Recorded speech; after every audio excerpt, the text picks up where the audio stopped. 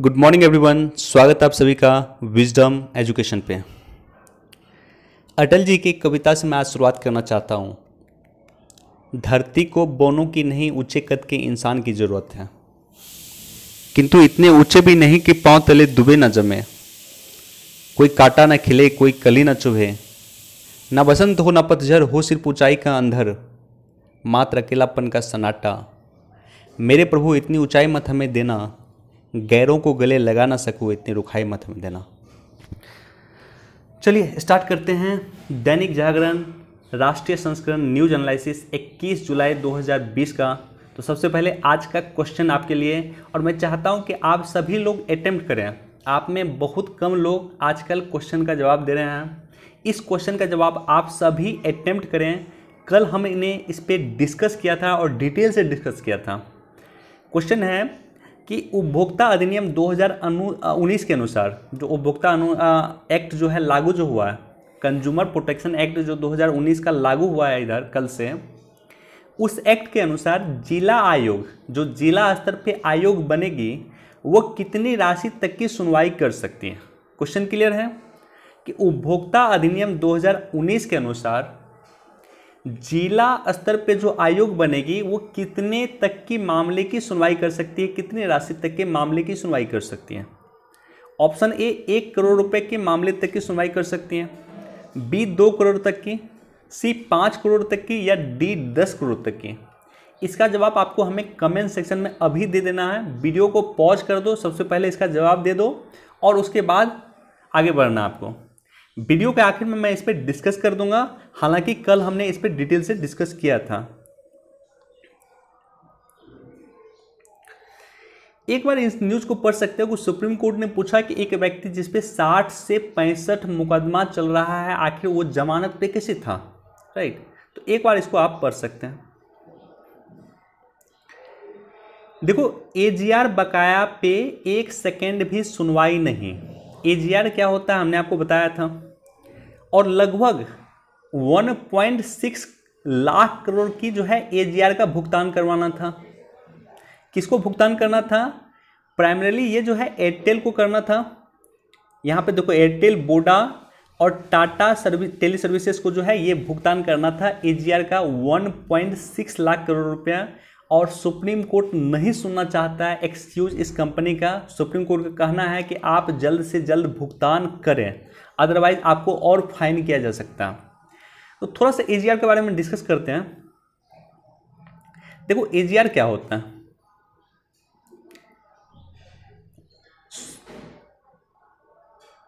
जब स्पेक्ट्रम का डिस्ट्रीब्यूशन हो रहा था 2002-3 के आसपास, स्पेक्ट्रम का डिस्ट्रीब्यूशन हो रहा था, तो एयरटेल जैसी कंपनी सरकार के पास गई और सरकार को कहती है कि आप मुझे स्पेक्ट्रम दे दें और मैं इस स्पेक्ट्रम का यूज करके टेलीकॉम सर्विसेज लोगों को प्रोवाइड करूंगा, और वहाँ से जो प्रॉफिट होगा उस प्रॉफिट को मैं आपको दे दूंगा। वहाँ से जो इनकम जनरेट होगा उस इनकम के माध्यम से मैं आपके स्पेक्ट्रम का कॉस्ट वहन कर दूंगा। क्लियर है इतना? उसके बाद क्या हुआ कि टेलीकॉम कंपनी ने एक एक्सक्यूज देना शुरू कर दिया सरकार को 2008 के बाद लगातार। टेलीकॉम कंपनी का कहना था कि वो कंपनी लॉस में जा रही है, और जब सरकार ने चेक किया तो टेलीकॉम कंपनी 2 तरह की सेवा नहीं दे रही थी, 2 तरह का सर्विस दे रहा था टेलीकॉम कंपनी। एक तो टेलीकॉम सर्विस था, प्योर टेलीकॉम सर्विस जिसे कहते हैं, जहाँ पे जैसे किसी को मैसेज करना है, मैसेजिंग, कॉलिंग, ये सब का जो खर्च होता है उसको प्योर टेलीकॉम सर्विस कहा जाता है। और सही में सरकार ने जब चेक किया कि टेलीकॉम सर्विसेज में कंपनी को नुकसान हो रहा है, लेकिन सवाल ये उत्पन्न होता है कि ये कंपनी सर्वाइव कैसे कर रही थी। तो कंपनी टेलीकॉम सर्विसेज के साथ साथ नॉन टेलीकॉम सर्विसेज भी दे रही थी। नॉन टेलीकॉम सर्विसेज जैसे मान लो इंश्योरेंस देना कंपनी का काम नहीं है, टेलीकॉम कंपनी का, बावजूद वो दे रही थी। कई तरह की सुविधाएं कस्टमर को वो दे रही थी। तो ये जो नॉन टेलीकॉम सर्विसेज है, यहाँ से कंपनी इनकम जनरेट कर रही थी, और टेलीकॉम से जो है उसको लॉस हो रहा था, लेकिन नॉन टेलीकॉम सेक्टर से वो काफ़ी अधिक फायदा मिल रहा था उस कंपनियों को। बावजूद इसके वो कंपनी अपने बैलेंस शीट में शो करती थी कि उसे टेलीकॉम सेक्टर से लॉस हो रहा है। और जो लॉस हो भी रहा था। तो मैटर गया सुप्रीम कोर्ट के पास। सुप्रीम कोर्ट ने कहा कि आपको जितना टोटल प्रॉफिट हो रहा, क्यूमुलेटिव प्रॉफिट हो रहा, यानी टेलीकॉम सेक्टर और नॉन टेलीकॉम सेक्टर दोनों को मिला करके जो आपको प्रॉफिट हो रहा फाइनली, उस प्रॉफिट के आधार पे आप एजीआर का आपको भुगतान करना चाहिए। आपको भुगतान करना चाहिए स्पेक्ट्रम को कॉस्ट का। और ये जो टोटल सर्विसेज है, टेलीकॉम सर्विसेज और नॉन टेलीकॉम सर्विस दोनों को मिला कर कहा जाता है adjusted gross revenue, AGR. AGR क्या हुआ कि टेलीकॉम सर्विसेज और नॉन टेलीकॉम सर्विसेज दोनों जो ये कंपनी दे रही है, दोनों जो टेलीकॉम कंपनी दे रही है, इसको कहा जाता है एडजस्टेड ग्रॉस रिवेन्यू, जहां कंपनी को प्रॉफिट हो रहा, कंपनी को फायदा हो रहा था। तो सुप्रीम कोर्ट का कहना है कि आपको स्पेक्ट्रम का, चूंकि आपने इतना वर्ष फायदा कमाया, यह बात सही है कि आपने टेलीकॉम सेक्टर में फायदा नहीं कमाया, लेकिन नॉन टेलीकॉम सर्विसेज देकर आपने काफ़ी फायदा कमाया, तो आपको इमीडिएटली एजीआर का भुगतान करना है। आपको इमीडिएटली जो है स्पेक्ट्रम के कॉस्ट का भुगतान करना है। और सुप्रीम कोर्ट ने आदेश दिया था कि 1.6 लाख करोड़ जो है इन कंपनियों को इमीडिएट पे करना है।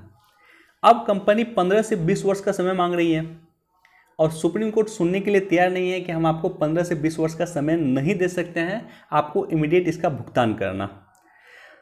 देखो, पिछले वर्ष सरकार ने भी जो है एक कमेटी गठित की थी। मैं चाहता हूं उस कमेटी का नाम आप लोग देख लें, राजीव गौबा कमेटी। हमारे देश के कैबिनेट सेक्रेटरी थे, राजीव गौबा कमेटी गठित की गई थी पिछले वर्ष।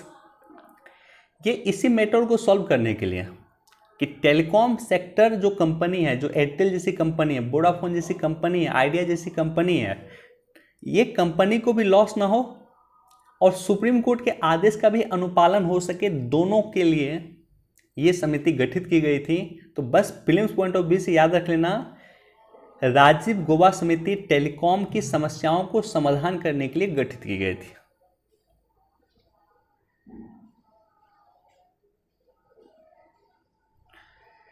यहां पे एक बार आपको इंफॉर्मेशन होना चाहिए कि ऑस्ट्रेलिया में नहीं होगा T20 का विश्व कप, आईपीएल का रास्ता साफ। तो T20 का जो विश्व कप होने वाला था, T20 का विश्व कप जो ऑस्ट्रेलिया में होने वाला था 2020 में, उसको तत्कालिक रूप से रद्द किया गया है, तत्कालिक रूप से टाल दिया गया। 2020 में यह संपन्न नहीं होगा। और इससे पहले हमने देखा 2020 में जो टोक्यो ओलंपिक होने वाला था, जापान की राजधानी टोक्यो में जो ओलंपिक का आयोजन होने वाला था, उसको भी स्थगित कर दिया गया है कोरोना वायरस के कारण।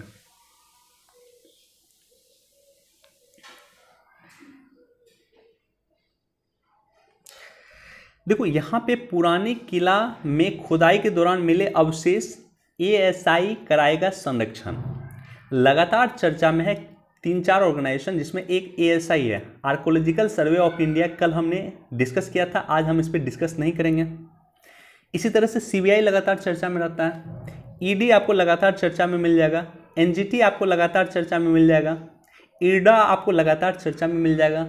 ये सारे के सारे संगठन काफ़ी इंपॉर्टेंट है, इसको जाकर के आप जरूर देखना, राइट। देखो, 2500 विदेशी जमातियों के भारत आने पे लगाया 10 साल का प्रतिबंध। तबलीगी जमात क्या होता है थोड़ा सा हम डिस्कस करेंगे, कोरोना वायरस के कारण लगातार चर्चा में था। तबलीगी जमात यानी धर्म प्रचारकों की सोसाइटी की स्थापना जो है देवबंद इस्लामिक विद्वान मोहम्मद इलियास अल कंदलावी ने मेवात में 1926 में किया था। क्लियर है कि देवबंद इस्लामिक विद्वान थे मोहम्मद इलियास, इन्होंने 1926 में मेवात में, जो राजस्थान में है, वहाँ पे इसकी स्थापना किया था तबलीगी जमात की। तबलीगी जमात जो है मुस्लिमों से पैगंबर की तरह जीने को कहते हैं। वे सूफी इस्लाम की विचारधारा का धार्मिक आधार पर विरोध करते हैं। वे अपने सदस्यों को पैगंबर की तरह कपड़े पहनने का समर्थन करते हैं। पुरुष आमतौर पर अपनी होठों की मूछों के साफ रखता है तथा दाढ़ी रखता है। यानी तबलीगी जमात का जो काम है कि जो मुसलमान धर्म की शुरुआत हुई थी, जो मोहम्मद साहब पैगंबर थे, तो उसके समय में जो उस तरह का जो माहौल था, उस तरह का जो वो लोग कपड़ा पहनते थे, उस तरह का जो वो लोग रहन सहन यूज करते थे उसको फिर इस्लाम में स्थापित करना इसका उद्देश्य है। क्लियर है? यानी मोहम्मद साहब पैगंबर की तरह कपड़ा पहनना, मोहम्मद साहब पैगंबर की तरह आचरण करना और मोहम्मद साहब पैगंबर के समय में जो स्थितियां थी इस्लाम की, उस स्थितियों को फिर से लाना इस संगठन का उद्देश्य है। इस संगठन का मुख्य कार्य जो है मुस्लिम धर्म के शुद्धिकरण पे केंद्रित था, ना कि अन्य धर्मों के लोगों को इस्लाम परिवर्तित करने में। यानी मुसलमान धर्मों का शुद्धिकरण करना चाहते थे, अन्य धर्मों से इसको कोई मतलब नहीं था। ये मुस्लिम धर्मों का शुद्धिकरण करना चाहते थे। मुस्लिम धर्म में जो वर्तमान में मॉडर्नाइजेशन आ रही है, उस मॉडर्नाइजेशन को समाप्त करके ये जो पुरानी व्यवस्था थी, मोहम्मद साहब पैगंबर के समय में जो व्यवस्था थी, उस व्यवस्था को लागू करना चाहते थे।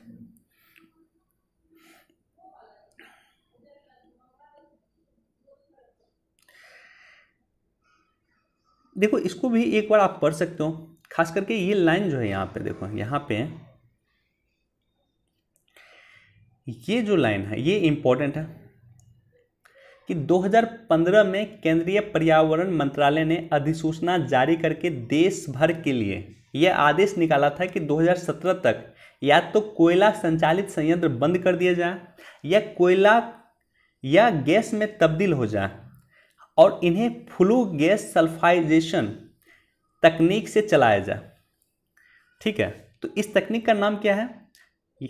दिल्ली सरकार के कहना था और केंद्रीय पर्यावरण मंत्रालय का कहना था कि दिल्ली में जो एयर पोल्यूशन है, उस एयर पोल्यूशन के लिए 2017 तक जो है, जो कोयला आधारित उद्योग है जो दिल्ली के अंतर्गत है या दिल्ली के आसपास में है, जो पोल्यूशन का कारण है, उसको या तो 17 तक बंद कर दीजिए या जो कोयला को गैस में आप कन्वर्ट कीजिए। और इसके लिए जो है जो तकनीक है, इस तकनीक का नाम भी आप याद रख लेना। इस तकनीक का नाम है FGD, flue gas sulphurisation. Flue gas sulphurisation तकनीक है जिसके माध्यम से कोयला को गैस में तब्दील करके आप उसका यूज कर सकते हैं ताकि पॉल्यूशन कम क्रिएट हो। तो एक बार आप इसको ये तकनीक देख लेना और इतना आप पढ़ लेना। बाकी यहाँ पे चर्चा है सेंट्रल पॉल्यूशन कंट्रोल बोर्ड, केंद्रीय प्रदूषण नियंत्रण संस्थान, कई बार हमने डिस्कस किया है। आपको हमें कमेंट सेक्शन में बताना है कि सेंट्रल पॉल्यूशन कंट्रोल बोर्ड की स्थापना किस एक्ट के द्वारा किया गया है। आई रिपीट द क्वेश्चन, किस एक्ट के द्वारा सेंट्रल पॉल्यूशन कंट्रोल बोर्ड केंद्रीय प्रदूषण नियंत्रण संस्थान की स्थापना किया गया है? लगातार हमने डिस्कस किया, आज हम इस पर डिस्कस नहीं करने वाले हैं।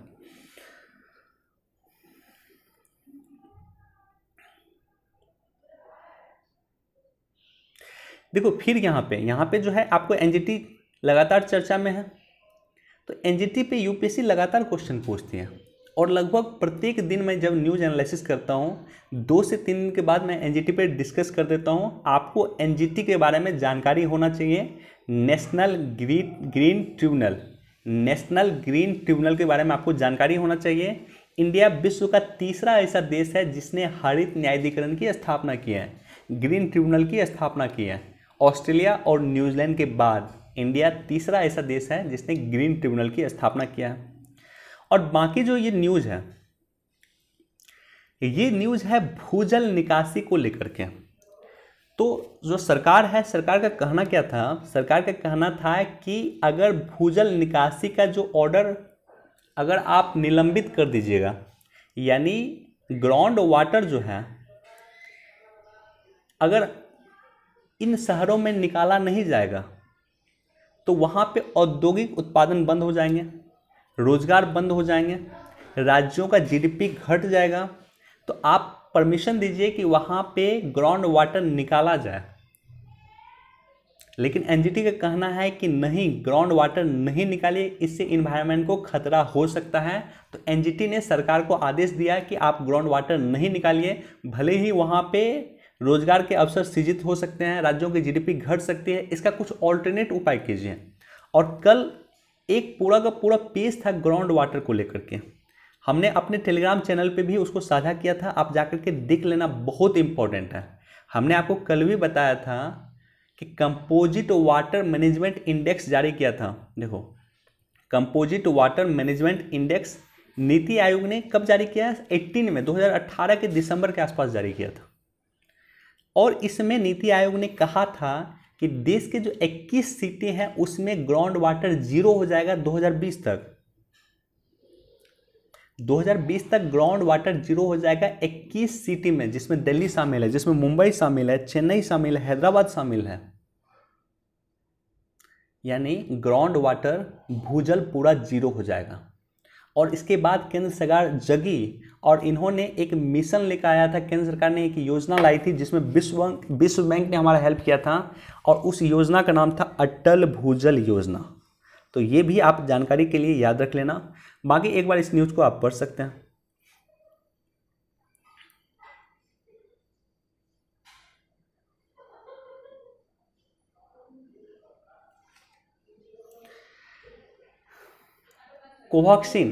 कोवैक्सीन जो है मेडिसिन है, इंडियन मेडिसिन है। ये हैदराबाद की एक कंपनी डेवलप कर रही है और इसके मानव परीक्षण का हिस्सा बनने की होड़ लगी। लगभग 1500 से अधिक व्यक्ति जो है सहमति दे दिया कि हम पे आप परीक्षण कर सकते हैं, अगर कोई इशू होगा तो हम उसके लिए रिस्पॉन्सिबल होंगे। तो कोवैक्सीन वैक्सीन का बस नाम आप याद रख लेना, जो इंडिया डेवलप कर रही है, जो हैदराबाद की एक कंपनी डेवलप कर रही है कोरोना के लिए, राइट। एक बार इसको भी पढ़ सकते हैं। राफेल जेट के बारे में कल भी हमने डिस्कस किया था। फ्रांस के डिसॉल्ट कंपनी बनाती है और फ्रांस से परचेज कर रहा है इंडिया। राफेल जो है 15 अगस्त 2020 तक, भारत के स्वतंत्रता दिवस तक सेना में आधिकारिक रूप में ऑफिशियल तौर पे भारत की सेना में शामिल हो जाएगा। और कल चर्चा चल रही थी इसको लेकर के, कल न्यूज़ था कि LAC जो है, लाइन ऑफ एक्चुअल कंट्रोल, जो हमारे चीन के साथ सीमा है, उस सीमा पे राफेल को तैनात किया जा सकता है।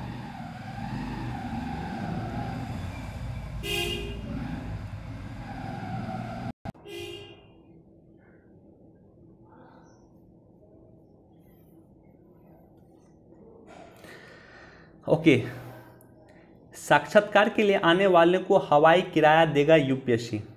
तो अभी UPSC का इंटरव्यू चल रहा है और कुछ दिन के बाद उसका रिजल्ट UPSC का जारी हो जाएगा।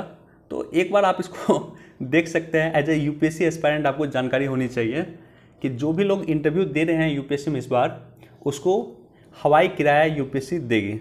यानी अगर मान लो कोई व्यक्ति रांची में है, कोई व्यक्ति मध्य प्रदेश में है, तो वो हवाई के माध्यम से, जहाज़ लेकर के, प्लेन के माध्यम से एयर टिकट जो है उसको, एयर टिकट का जो खर्चा है वो उसको देगी कौन? UPSC।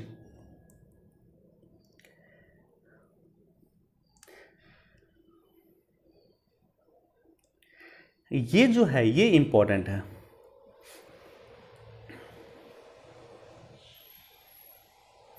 देखो, सुरक्षा के दृष्टिकोण से इंपॉर्टेंट है।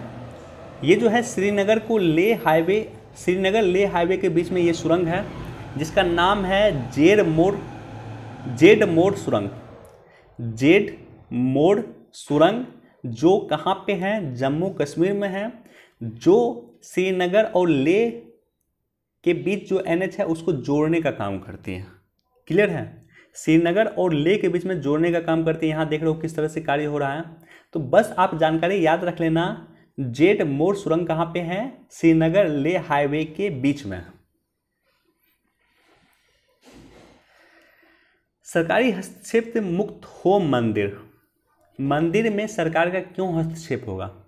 मंदिर में सरकार के कर्मी क्यों काम करेंगे? राइट। तो इसको लेकर के राइटर का पक्ष है, आप इसको एक बार खुद से पढ़ना।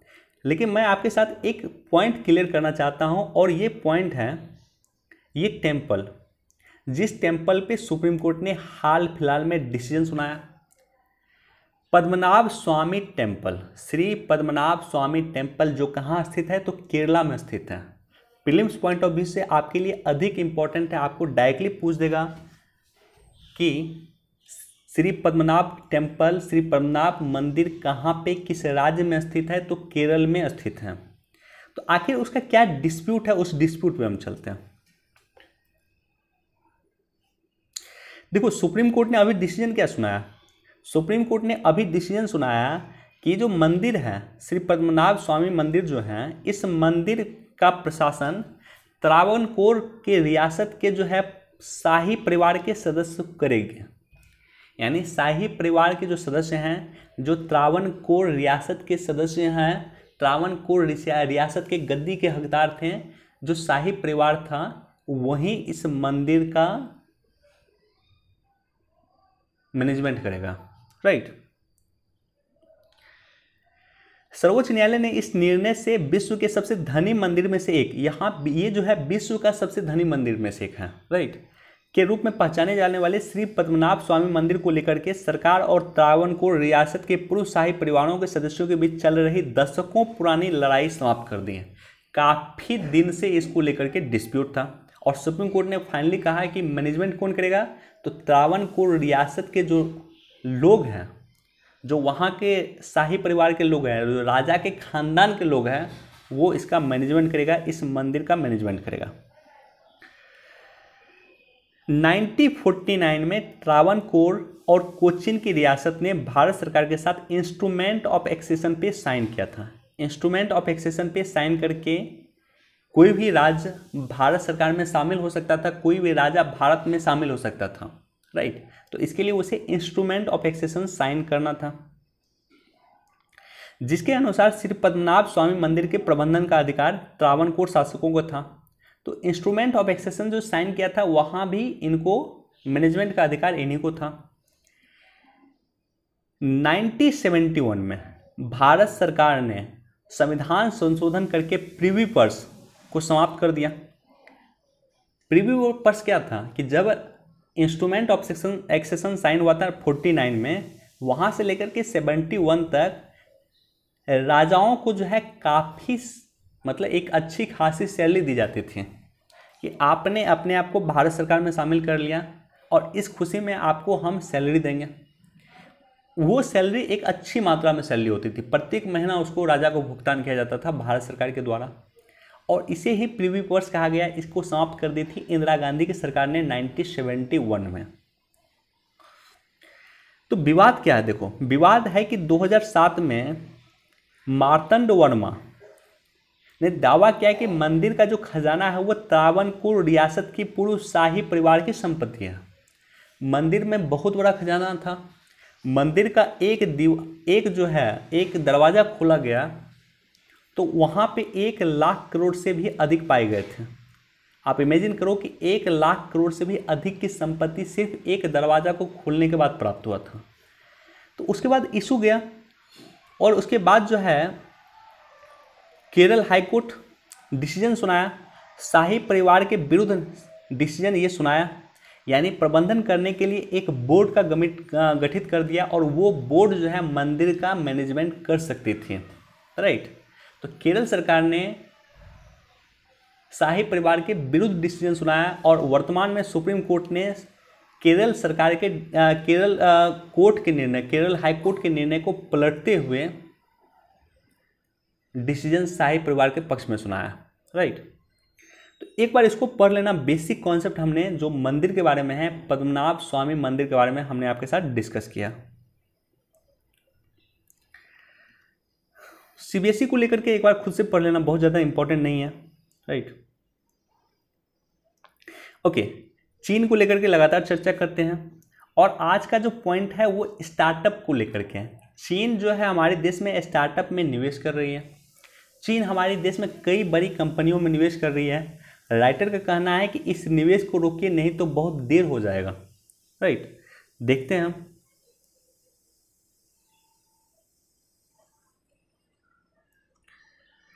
देखो होता क्या है कि चीन की गवर्नमेंट जो है अपने जो कंपनी है जो एक्सपोर्ट कंपनी करती है, जैसे मान लो इंडिया में जो एक्सपोर्ट कर रही है चीन की कंपनी, बहुत सारी कंपनी है, वीवो हो गया, Xiaomi हो गया, तो ये सब कंपनी इंडिया में अपने मोबाइल का एक्सपोर्ट करती हैं। इसी तरह से इलेक्ट्रॉनिक सामान का एक्सपोर्ट करने वाली बहुत कंपनी है, लैपटॉप वगैरह का एक्सपोर्ट करने वाले बहुत कंपनी है, लेनोवो जैसी कंपनी चीनी कंपनी है। तो ऐसी कंडीशन में ये कंपनी को चीन सरकार पैसा देती है कि आप एक काम कीजिए, हम आपको फंड कर रहे हैं, आप जाइए इंडिया और इंडिया में सस्ता सामान बेचिए, लेनोवो अगर चीन में, मान लो वही लेनोवो अगर चीन में अगर 50,000 में एक लैपटॉप मिलेगी, 50,000 में अगर एक लैपटॉप मिलेगा, तो इंडिया में कोशिश होता है उसका कि 30,000 35,000 में वो लैपटॉप प्रोवाइड करें, यानी सस्ता सामान बेचें। और इसमें जो कंपनी का लॉस होगा उस लॉस की भरपाई चीनी गवर्नमेंट करती है। क्लियर है? ये राइटर का कहना है कि जो निर्यात कंपनी निर्यात करती है, उसके बाद उसके निर्यात की जो भरपाई होती है, उसको जो लॉस होता है उस लॉस का भुगतान करती है चीनी गवर्नमेंट। और बदले में ये गवर्नमेंट, चीनी गवर्नमेंट जो है उस कंपनी से डाटा ले लेती है इंडिया के तहत। 2017 में चीन में एक कानून आया था, बहुत कम लोगों को जानकारी होगा कि चीन में एक कानून आया था, और उस कानून में ये लिखा हुआ प्रावधान था कि चीन की जो मिलिट्री है किसी भी इंफॉर्मेशन प्राप्त कर सकती है चीन के किसी भी कंपनी से। यानी अगर मान लो आप टिकटॉक यूज कर रहे हैं, मान के चलते हैं, और चीनी गवर्नमेंट को इसकी ज़रूरत होगी, चीनी सेना को डाटा की ज़रूरत होगी कि इंडिया में कितने बच्चे हैं जो टिकटॉक यूज करते हैं, कितने लोग हैं जो टिकटॉक यूज करते हैं, उसका नाम, फ़ोन नंबर, घर का एड्रेस, डिटेल, जो भी चीज़ है वो सारे के सारे डाटा चीन गवर्नमेंट के पास चला जाता है। क्लियर है? ये डाटा जो है चीन के पास चला जाता है, और ये कंपनी जो है चीन को डाटा देने के लिए बाध्य है। ये कंपनी चीन के डाटा देगी ही देगी। चीन में गवर्नमेंट के खिलाफ आप नहीं जा सकते हैं, अदरवाइज आपको मार दिया जाएगा। चीन कम्युनिस्ट सरकार है, चीन में लोकतंत्र नहीं है, वहाँ गवर्नमेंट के खिलाफ नहीं जा सकते हैं। तो ऐसी कंडीशन में जो निर्यात सब्सिडी मिलता है जो कंपनी को, चीनी कंपनी को, उस निर्यात सब्सिडी चीन सरकार देती है, और बदले में ये कंपनी चीन सरकार को इंफॉर्मेशन देते हैं, डाटा देते हैं। इसी तरह से चीन सरकार की इंफ्रास्ट्रक्चर कंपनी को भी चीन सरकार फंड करती है। भारत में कई परियोजना चीनी गवर्नमेंट बना रही है, चीनी कंपनी बना रही है। तो होता है क्या है कि उसके लिए टेंडर होता है, और टेंडर का क्या नियम है इंडिया में कि जो सबसे कम कॉस्ट बोला उसको टेंडर मिल जाएगा। चीनी कंपनी बहुत कम पे कोटेशन डालती है अपना, तो टेंडर किसे मिलेगा? तो चीनी कंपनी को मिल जाएगा, चूँकि काफ़ी कम कोट उन्होंने किया। मान लो एक प्रोजेक्ट है, एक रेलवे प्रोजेक्ट है, उस रेलवे प्रोजेक्ट को बनाने में जो है का टेंडर निकला, इंडियन कंपनी ने 1,000 करोड़ टेंडर दिया, भरा। चीनी कंपनी 700 करोड़ कहीं वो भरेगी कि 700 करोड़ में ही हम इसको कर देंगे। तो ऐसे कंडीशन में टेंडर किसे मिलेगा? चीनी कंपनी को मिलेगा। और यहाँ पे चीनी कंपनी को जो अगर लॉस होता है उस लॉस की भरपाई कौन करता है? उस लॉस की भरपाई चाइना गवर्नमेंट करती है। क्यों करती है? कि वो चीनी कंपनी इंडिया में अपना पैर जमा सके, और साथ ही साथ कल की डेट में कोई इन्फॉर्मेशन होगा तो इस इन्फॉर्मेशन को चीन सरकार को बेच सके, चीन सरकार को दे सके। इसी तरह से social media app e commerce company के द्वारा लाभ कमा रही है। और सबसे बड़ी बात की, भारतीय स्टार्टअप में निवेश कर रही है। भारत के जो बुद्धिजीवी लोग हैं, जो आइडिया है, जो भारत के युवा का जो आइडिया है, जो उसका बौद्धिक संपदा है, उस संपदा को नष्ट कर रही है चीनी गवर्नमेंट, चीनी कंपनी के द्वारा। जैसे पेटीएम जो है, यहाँ पे उदाहरण दिया गया है, पेटीएम भारत की कंपनी है, लेकिन अब इसका मैनेजमेंट किसके हाथों में पता है आपको? चीनी कंपनी के हाथों में पेटीएम का मैनेजमेंट है। चीनी कंपनी अलीबाबा के हाथों में पेटीएम का मैनेजमेंट है, चूंकि अलीबाबा ने पेटीएम जैसी स्टार्टअप कंपनी में निवेश करके इसे परचेज कर लिया। एक तरह से उसका लार्जेस्ट शेयर होल्डर बन चुका है, 50% से अधिक का शेयर ले चुका है, राइट। तो इसलिए राइटर का कहना है कि चीन के निवेश को वर्तमान में रोकिए, क्योंकि जो कंपनी पेटीएम जैसी कंपनी आज स्टार्टअप में है, कल इंडिया की सबसे बड़ी कंपनी हो सकती है, तो हमें उसे संरक्षण देने की आवश्यकता है। साथ ही साथ एक पॉइंट की चर्चा यहाँ पे किया गया है। देखो यहाँ पे देखो यहाँ पे चर्चा किया गया वेंचर कैपिटल, भारतीय निवेश उद्यम पूंजी। ये क्या है, थोड़ा सा हम डिस्कस कर देते हैं कि वेंचर कैपिटल क्या होता है।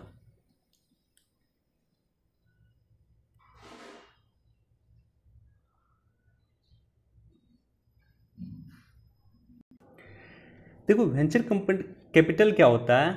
वेंचर कैपिटल एक तरह का कैपिटल होता है जो बड़ी कंपनी, विप्रो जैसी कंपनी, इंडिया की सबसे बड़ी कंपनी में एक है विप्रो, आईटी कंपनी है, ये किसी युवा की विकास क्षमता और प्रतिभा को देख करके वहाँ पे निवेश करते हैं। क्लियर है?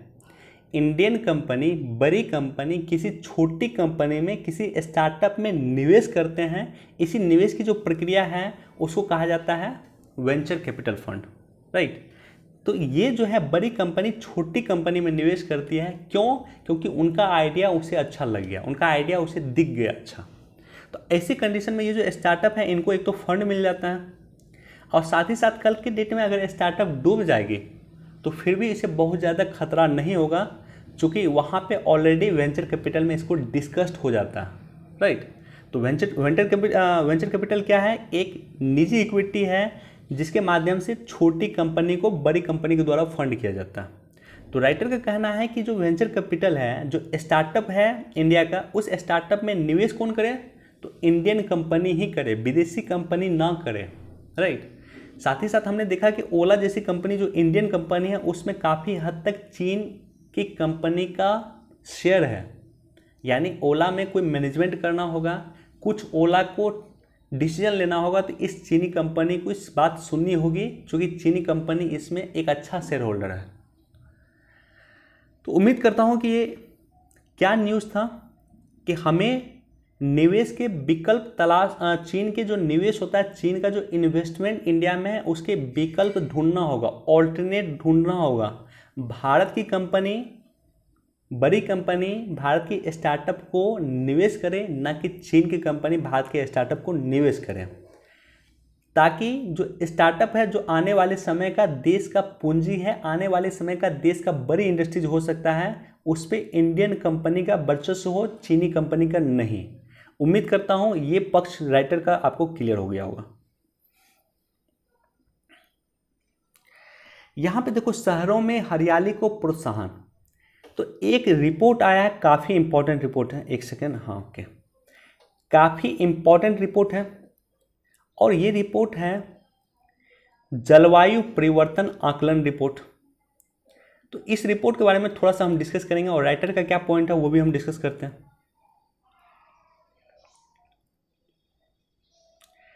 देखो, ये रिपोर्ट जो है इसका नाम है जलवायु परिवर्तन मूल्यांकन रिपोर्ट। आई रिपीट, रिपोर्ट का नाम है जलवायु परिवर्तन मूल्यांकन रिपोर्ट, जो भारत सरकार की केंद्रीय पृथ्वी विज्ञान मंत्रालय ने जारी किया है, और ये पहला रिपोर्ट है इसका। इस रिपोर्ट में कहा गया है कि देश में जिस तरह से ग्रीन हाउस गैस बढ़ रहा है, अगर यही कंडीशन बरकरार रही, यही कंडीशन कंटिन्यू रहा, तो 2100 तक 4.4 डिग्री सेंटीग्रेड देश की बढ़ जाएगी। भारत की टेम्परेचर 2100 तक 80 वर्ष के बाद 4.4 डिग्री सेंटीग्रेड बढ़ जाएगी। इस रिपोर्ट में यह भी कहा गया है कि 1901 से 2008 के बीच में ग्रीन हाउस उत्सर्जन के कारण औसत तापमान 0.7 डिग्री पहले ही बढ़ चुका है, यानी पिछले 115-20 वर्ष में 0.7 डिग्री टेम्परेचर पहले बढ़ चुका ऑलरेडी। साथ ही साथ इससे क्या होगा कि कई स्थानीय प्रजाति और कई वैश्विक प्रजाति के पौधों के लिए संकट है। जीव जंतु जो नष्ट हुआ है, लगभग रिपोर्ट है, इस रिपोर्ट एक रिपोर्ट है, उस रिपोर्ट का मैं नाम कोट कर दूंगा बाद में। उस रिपोर्ट के अनुसार लगभग 70% जीव जंतु नष्ट हो चुके हैं। कई सारे जीव जो आज से 20 वर्ष पहले, 15 वर्ष पहले आप देखते होंगे, आज नहीं देखते होंगे, तो वो नष्ट हो चुके हैं। क्यों? ग्लोबल वार्मिंग के कारण। साथ ही साथ इस रिपोर्ट में कहा गया है कि अगर ऐसा होता है तो 2100 के अंत तक, 2100 के अंत तक दुनिया में चलने वाली लू, जो इंडिया में चलने वाली लू है, सॉरी, वो लू 3 से 4 गुना बढ़ जाएगी। जो वर्तमान में भारत में लू चलती है, वो लू जो है 3 से 4 गुना बढ़ जाएगी। तो ऐसी कंडीशन में क्या होगा? अगर मान लो टेम्परेचर बढ़ेगा तो लोग एसी का अधिक यूज करेगा। एसी का अगर अधिक यूज करेगा तो एसी क्रिएट होता है बिजली से, बिजली बनता है कोयला से, और कोयला से जो है अधिक से अधिक कोयला का यूज होगा। कोयला के यूज होगा तो फिर ग्रीन हाउस गैस बढ़ेगा। कोयला के यूज से ग्रीन हाउस गैस निकलता है, फिर ग्लोबल वार्मिंग होगा, तो टेम्परेचर बढ़ता ही जाएगा, राइट। बहुत बड़ी त्रासदी है यह। देखो एक चीज मैं आपको बताता हूं, 2015 में पेरिस क्लाइमेट चेंज हुआ था। पेरिस क्लाइमेट चेंज समझौता हुआ था, जिसे पेरिस समझौता के तौर पर भी जाना जाता है। और इस पेरिस समझौता में इस बात की चर्चा की गई थी कि जो हमारा ग्लोबल वार्मिंग है, हमारा जो वैश्विक तापमान है, वो पूर्व औद्योगिक काल से 2 डिग्री सेंटीग्रेड से अधिक नहीं बढ़ना चाहिए 2100 तक। आई रिपीट दिस लाइन, बहुत इंपॉर्टेंट लाइन है कि 2100 के तक, 80 वर्ष के बाद तक हमारी जो टेम्परेचर है, ग्लोबल वार्मिंग है, वो 2 डिग्री सेंटीग्रेड से अधिक नहीं बढ़नी चाहिए। और कोशिश करना है हमें कि 1.5 डिग्री सेंटीग्रेड तक हम इसको कंट्रोल कर सकें। तो ये मेन चर्चा था उसको लेकर के। और उसको लेकर के इंडिया जो है एक INDC आया था। INDC क्या होता है? INDC होता है कि अपना आपका जो डिसीजन है वो खुद से आप लीजिए। आप खुद से बताइए कि आप कितना टारगेट तय कर रहे हैं ग्रीन हाउस गैस को कम करने के लिए, ग्लोबल वार्मिंग में के लिए आप क्या क्या कर रहे हैं, आप अपना खुद टारगेट लें, राइट।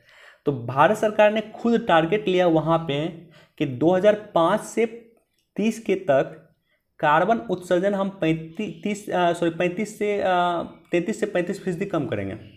जो 5 का स्तर है, 2005 में जो कार्बन इमिशन इंडिया में था, उसका 33 से 35% 30 तक हम कम करेंगे। दूसरा कि 2030 तक गैर जीवाश्म से, यानी रेन्यूएबल एनर्जी से, कोयला से नहीं, रेन्यूएबल एनर्जी से 40% जो इंडिया में इलेक्ट्रिसिटी यूज होगा वो रिन्यूएबल एनर्जी से यूज होगा, वो सोलर ऊर्जा से यूज होगा, वो विंड एनर्जी से यूज होगा। ये टारगेट लिया गया था। और साथ ही साथ, और इसी टारगेट का एक पार्ट है 175 gigawatt by 2022। 175 gigawatt renewable energy India produce करेगा 2022 तक। क्यों? क्योंकि INDC टारगेट इंडिया सरकार का था कि 2030 तक 40% इलेक्ट्रिसिटी इंडिया प्रोड्यूस करेगी गैर जीवाश्म स्रोत से। और तीसरा इसका महत्वपूर्ण टारगेट ये भी था कि 2030 तक वन बढ़ाएंगे, इंडिया वन बढ़ाएगी, इंडिया पेड़ पौधा लगाएगी, और जिससे 2.5 से 3 बिलियन टन कार्बन सिंक हो सके, कार्बन सोख सके, राइट। तो ये 3 महत्वपूर्ण टारगेट इंडिया ने उस समय में लिया था। और उसके बाद जो है इंडिया ने अपना खुद का जलवायु परिवर्तन मूल्यांकन जो है की चर्चा की कि भारत का खुद का एक विभाग हो जो तय करे कि भारत की जलवायु परिवर्तन मूल्यांकन क्या हो रही है और क्या करना चाहिए। और उसी को लेकर के भारत सरकार का ये रिपोर्ट आया है जो भारत का इंटरनल रिपोर्ट है। तो यहाँ पे क्या क्या उपाय किया गया है? तो राइटर का कहना है कि ग्रीन बिल्डिंग बनाया जाए। ग्रीन बिल्डिंग मतलब क्या होता है? ग्रीन बिल्डिंग मतलब क्या ग्रीन बिल्डिंग होता है? क्या हरा बिल्डिंग होता है? नहीं। एक बिल्डिंग आप बनाइए, उस बिल्डिंग के ऊपर में आप सोलर प्लेट लगा दीजिए, और उस बिल्डिंग में जितने भी इलेक्ट्रिसिटी का यूज होता है इस सोलर प्लेट के माध्यम से आप कीजिए।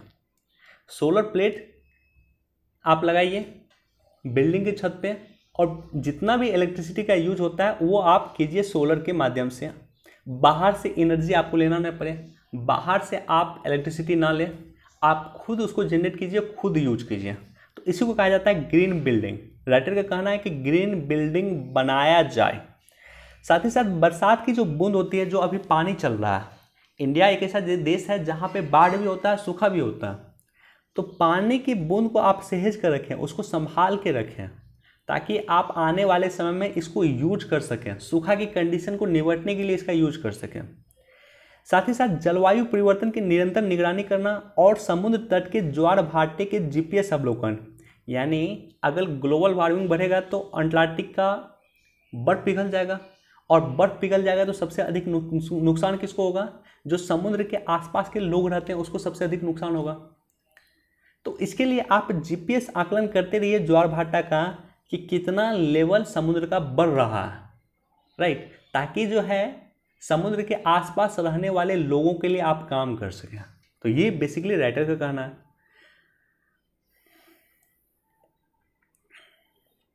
देखो इस पे कल हमने डिस्कस किया, कल हमने इसको को लेकर के डिस्कस किया था, उपभोक्ता संरक्षण अधिनियम 2019 का क्या क्या प्रावधान है। कल का वीडियो नहीं देखा तो जाकर देख लेना।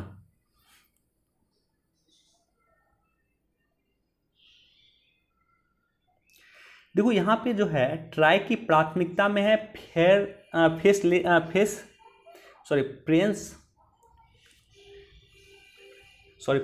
प्लान, ट्राई की प्राथमिकता में है प्रेफरेंस प्लान। तो ये प्रेफरेंस प्लान क्या होता है वो इंपॉर्टेंट नहीं है, लेकिन यहाँ ट्राई इंपॉर्टेंट है। Try telecom regulatory authority of India, ये काफ़ी इंपॉर्टेंट है। और देश में जितना टेलीकॉम से लेकर रेगुलेशन करने का काम करती है वो ये संस्था करती है, ट्राई करती है। तो इसको जाकर के आप देख लेना, ऑलरेडी हमने कई बार डिस्कस किया है। आज हम ट्राई पे डिस्कस नहीं करने वाले हैं।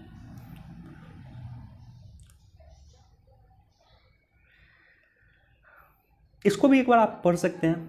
1997 में क्या हुआ, देखो कितना समय हुआ, 40 मिनट हो गया। ओके जल्दी मैं समाप्त करूंगा। 1997 में क्या हुआ कि हांगकांग ब्रिटेन का कॉलोनी था, हांगकांग ब्रिटेन का उपनिवेश था, जिस तरह से इंडिया ब्रिटेन का उपनिवेश था। 1997 में जो है हांगकांग को ब्रिटेन ने चीन को सौंपा, लेकिन कहा कि आप यहाँ पे जो हांगकांग की व्यवस्था है उस व्यवस्था को बनाए रखें, यानी आप हांगकांग में लोकतंत्र को बनाए रखें। ये वादा लिया था आपको ब्रिटेन ने हांगकांग को चीन को सौंपने वक्त वादा लिया था कि हांगकांग में जो व्यवस्था है लोकतंत्र है उसको बनाए रखने की जिम्मेदारी आपकी है। और चीन ने माना भी था, लेकिन चीन वर्तमान में जिस तरह से हांगकांग में काम कर रहा है उस तरह से लोकतंत्र को तोड़ने का हर एक काम चीन कर रहा है। तो उसी को लेकर के चर्चा है। हांगकांग के मुद्दे पे भी हमने कई बार डिस्कस किया है, एक बार देख सकते हैं इसको आप, एक बार इसको भी आप पढ़ लेना। आयोडीन की कमी, तो कमी दूर हुई, आयोडीन की अधिकता बनी सेहत के लिए मुसीबत। तो आयोडीन की कमी से भी कुछ रोग हो सकता है और आयोडीन की अधिकता से भी कुछ रोग हो सकता है। तो इसको जाकर के एक बार आप देख सकते हैं। यूएई की मंगल मिशन की सफल launching, UAE United states of Emirates, यहाँ एक सफल मंगल मिशन लॉन्च किया गया है। किस देश ने लॉन्च किया है? ये लॉन्च किया आपको जापान ने। इस मिशन का नाम क्या है? सबसे पहले ये मिशन का नाम याद रख लेना। इस मिशन का नाम है होप प्रोब मिशन। यहाँ पे देखो ये दिया हुआ है, होप प्रोब मिशन इसका नाम है, ठीक है। इसे कहा जाता है अल अमल भी कहा जाता है। अल अमल या होप प्रोब नामक अंतरिक्ष को भेजा गया है जापान के द्वारा, जापान के अंतरिक्ष यान के द्वारा भेजा गया है, जापान के बेस से इसको भेजा गया। चलिए क्वेश्चन पे मूव करते हैं। उपभोक्ता संरक्षण अधिनियम 2019 के तहत कितनी राशि तक की सुनवाई जिला स्तर का जो आयोग बनेगा, जिला स्तर का आयोग कर सकता है? तो 1 करोड़ तक की सुनवाई जो है जिला स्तर का आयोग कर सकता है। राज्य स्तर का आयोग 1 करोड़ से 10 करोड़ तक का कोई मैटर होगा तो सुनवाई कर सकता है। और केंद्र स्तर का जो आयोग होगा 10 करोड़ से अधिक का मैटर की सुनवाई कर सकता है। कल हमने डिटेल से डिस्कस किया था। चलिए वीडियो देखने के लिए बहुत बहुत धन्यवाद। Thank you so much. Please do like share and subscribe. Thank you.